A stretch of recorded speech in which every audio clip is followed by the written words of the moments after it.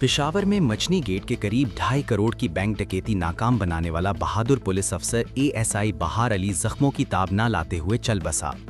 Police के मुताबिक ASI बहार अली को डकैती के दौरान डाकुओं की फायरिंग से शदीद जख्मी हालत में अस्पताल मुंतकिल किया गया था, जहां वो जेर इलाज रहे, ताहम जान भर ना हो सके और बहार अली ने अस्पताल में दम तोड़ दिया।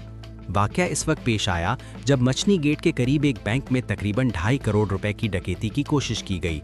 इत्तला मिलने पर एएसआई बहार अली अपने एक साथी के हमरा फौरी तौर पर मौके पर पहुंचे और रकम लूटकर फरार होने वाले डाकुओं को रोक लिया।